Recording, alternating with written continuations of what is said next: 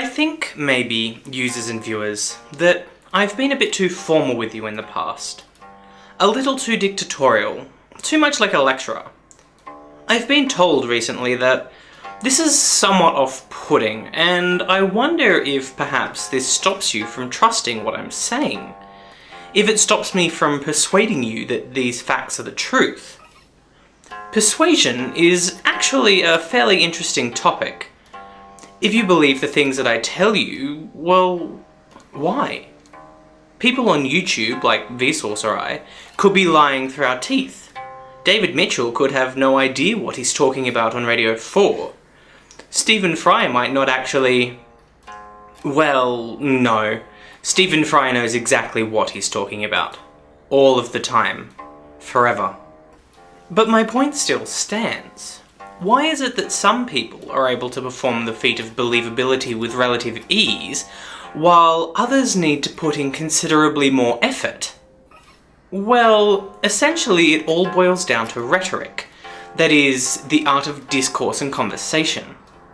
If you improve your rhetoric, you improve your ability to inform, to persuade, to entertain your audience. This is exactly what people like myself are doing. We provide you with information on topics that you may previously have been ignorant. We try to present the information in a novel manner, so that the delivery doesn't become stale or uninteresting. And, perhaps most importantly, we persuade you that what we are saying is true. After all, if you didn't believe us, why would you bother watching? Alright, so how do speakers persuade their audiences that what they're saying is the truth? Well, Aristotle claimed that persuasion was just a method of demonstration of fact, as humanity is best convinced that something is true after it's been demonstrated to them. Aristotle went on to define 3 methods of persuasion in rhetoric. That achieved by the speaker's personal character, that achieved by the audience's emotional reaction, and that achieved by means of logic and argument. The first method of persuasion, the one where the speaker uses their personal character to win over the audience, is called ethos.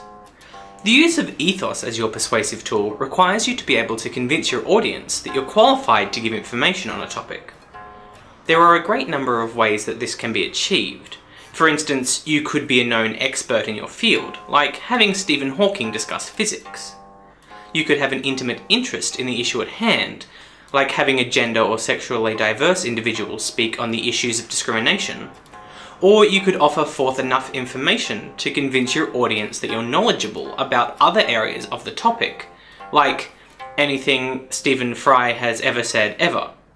At its core, ethos is meant to be good-natured.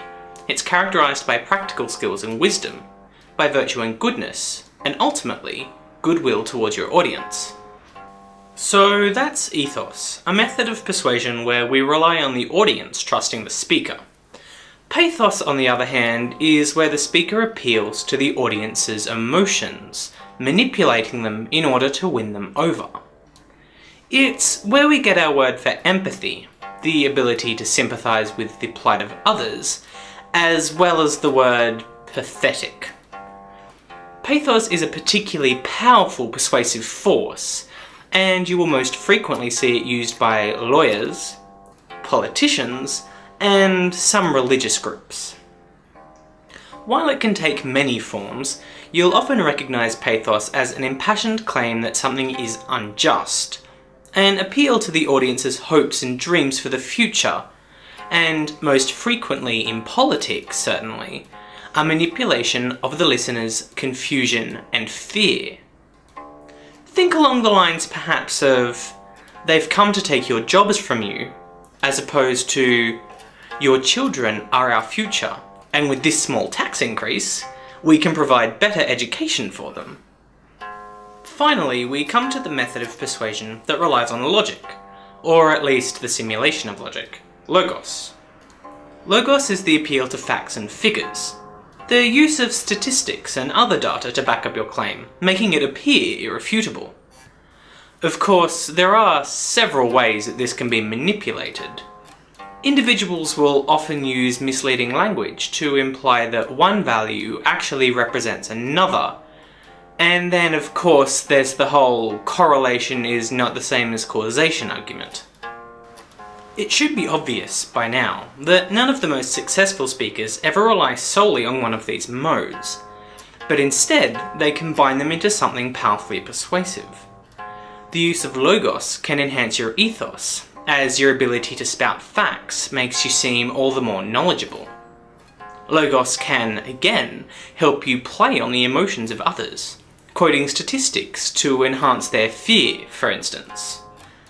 Ethos and pathos go hand in hand quite nicely as well. If an expert tells you that you should be outraged, you're outraged.